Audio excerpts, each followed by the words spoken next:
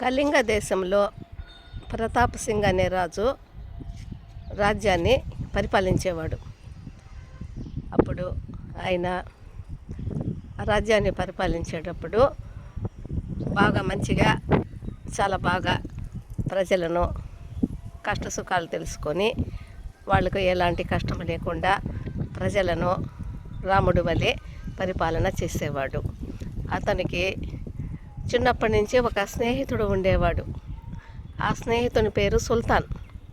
ఆ సుల్తాన్ అనే స్నేహితుడు ఈ ప్రతాప్ సింగ్ అనే రాజును చూడడానికి వస్తానని చెప్పాడు.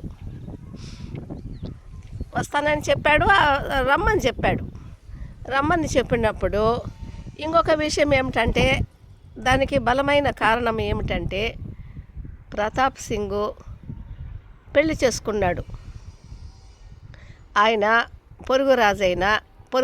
భోజరాజు అనే కుమార్తెను పెళ్లి చేసుకున్నాడు. భోజరాజు అనే కుమార్తెను పెళ్లి చేసుకున్నాడు. పొరుగు రాజ్యం అయితే ఆమె పేరు రాణి పద్మినీదేవి. చాలా మంచి సౌందర్యవతి, అందగత్తె. ఆమెకు ఆ భోజరాజు పెళ్లి చేయాలని ఎన్నెన్నో రాజ్యాలలో రాజులు కొడుకులకంతా సమాచారం అందిస్తాడు. కానీ ఆమె ఎవరిని ఒప్పుకోదు. ఈ కళింగ దేశంలో పరిపాలన చేసే ప్రతాప్ సింగ్ అనే మహారాజు, ఆయన రాజ్యంలో ఉండే మంచి పేరు, ప్రజలను శాంతియుతంగా పరిపాలన చేయడము, దాన్ని గుర్తించి అతనికి రాజుకుండే మంచి పేరు చూసి ఆయన ప్రతాప్ సింగ్ అనే కళింగ రాజును చేసుకుంటానని చెప్తుంది. కళింగ దేశంలో ఉండే రాజు మాత్రమే చేసుకుంటానంటుంది. అప్పుడు ఏం చేస్తారంటే, ఈ మధ్య ఆయన చేసుకుంటాడు. ఆ పద్మినీదేవి వాళ్ళ నాన్న కూతురు కోరిక మన్నించి ఆ రాజుకు కబురు పంపి ఆ ప్రతాప్ సింగ్కి ఇచ్చి పెళ్లి చేస్తాడు. పెళ్లి చేసిన తర్వాత ఈమె మహా సౌందర్యవతి, ఎవరికి కూడా కనపడేది కాదు. లోపల చెలికత్తెలు వాళ్ళు వీళ్ళు ఆడవాళ్ళే కాబట్టి చెప్పుకునేవాళ్ళు. అదే ప్రచారంగా ఆమె మంచి అందగత్తె, సౌందర్యవతి అని బాగా అన్ని రాజ్యాలలో కూడా పేరు పోయింది. కానీ పెళ్ళి అయిపోయిన తర్వాత ఏ రాజకుమారులు కానీ పక్క రాజులు పరిపాలన చేస్తుంటారు కదా, వాళ్ళు కానీ వాళ్ళంతా ఏమీ అంతగా పట్టించుకోలేదు. కానీ ఈయన ప్రతాప్ సింగ్ స్నేహితుడు సుల్తాన్ ఉన్నాడు కదా, అతడు కబురు పంపుతాడు, మిమ్మల్ని చూడాలి, మీతో పాటు నేను మీ భార్య మంచి సౌందర్యవతి అంటున్నారు కదా, నేను మీ భార్యని కూడా రాణి పద్మినీదేవిని కూడా నేను చూడాలి అని చెప్తాడు. దానికి చిన్నప్పటి నుంచి ప్రాణ స్నేహితుడు కదా, మనము సరేనే ఒప్పుకున్నప్పుడు రమ్మని చెప్తాడు. ఎందుకంటే చూపిద్దాంలే భార్యను ఏమిటి అనుకున్నాడు. అలాగే అనుకున్నట్లుగానే ఒకరోజు ఆయన సుల్తాన్ అనేవాడు ఈయన ప్రతాప్ సింగ్ స్నేహితుడు రాజు దగ్గరికి వస్తాడు. రాజు దగ్గరికి వచ్చిన తర్వాత ఆయనకు బాగా మంచి విందు భోజనము, బాగా తీయటి తేనెలాంటి విందు ఏర్పాటు చేస్తాడు.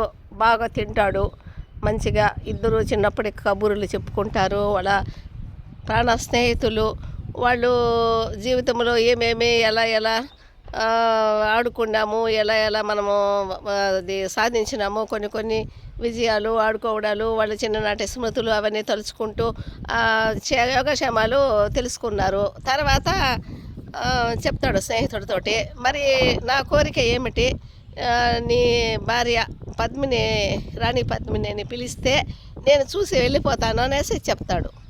అప్పుడు లోపలికి పోయి రాణి పద్మినికి ఇంతకు ముందే చెప్పింటాడు ఈ విషయం. ఆమె ససేమిరా ఒప్పుకోదు. నేను ఎవరికి పురుషులు కంటపడను, నేను కనిపించను అని చెప్తుంది. ఆమె సరేలే, ఈ రాజు ఏమో స్నేహితుడు వచ్చిన తర్వాత నచ్చ చెప్దాంలే అనేసి అనుకున్నాడు. ఆఖరికి ఆ సమయం వచ్చింది. ఎలాగైనా చూపించమని అంటాడు. నేను కొంచెము చూడు, వెళ్ళిపోతాడు నా చిన్ననాటి స్నేహితుడు, అతని వల్ల ఏమీ మనకు హాని లేదు, అతని మీద నాకు నమ్మకం ఉంది, నా నమ్మకం నీకు నమ్మకం కాదా అని చెప్తాడు. ఆఖరికి ఏమంటుందంటే ఆమె, నేను రాణి పద్మిని, నేను నేరుగా కనపడను, ముసుగు వేసుకొని అద్దంలో మాత్రము సగం ముఖం మాత్రమే చూపిస్తానంటుంది. ప్రతిబింబం, తన ప్రతిబింబాన్ని సగం మాత్రమే అద్దంలో చూపిస్తాను, అది చూసి అతన్ని వెళ్ళిపోమనండి అని చెప్తుంది. అందుకు రాజు భార్య ఇంత మాత్రమైనా రాణి ఒప్పుకొనిందని సంతోషంలో చెప్తాడు స్నేహితుడికి, సుల్తాన్ అయిన స్నేహితుడికి, ఎవరికి కనిపించదు నా భార్య, కానీ నువ్వు నా స్నేహితుడు కాబట్టి నీకు అద్దములో తన ఆఫ్ ప్రతిబింబాన్ని మాత్రము నీకు చూపిస్తుంది, చూడమని చెప్తాడు. అందుకు సుల్తాను ఒప్పుకుంటాడు. అలాగైనా కూడా పోనీలే, నాకు అద్దములైనా కూడా సరే, నాకు ఆ సగం ప్రతిబింబం చూపించినా కూడా చాలు, అటువంటి సౌందర్యవతిని సగం కనిపించినా కూడా నాకు ధన్యమే, ఆ అందగతిని చూడడమే నా ధన్యము, ఆ అందగతి నీ భార్య కావడం వలన ఇంకా కూడా నాకు ఈ అదృష్టం వచ్చింది, నీ భార్య కావడం వల్లనే నాకు ఆమెను అద్దములో అయినా కూడా సగము ముఖానైనా చూసే అదృష్టం కలిగింది అని సుల్తాన్ చెప్తాడు. రాజు అద్దాన్ని ఏర్పాటు చేసి అద్దములో సగము ప్రతిబింబం కనపడేడిగా సుల్తానుకు ఏర్పాటు చేస్తాడు. సుల్తాను రాణి పద్మిని ఆ సగము ప్రతిబింబాన్ని అద్దంలో చూస్తాడు.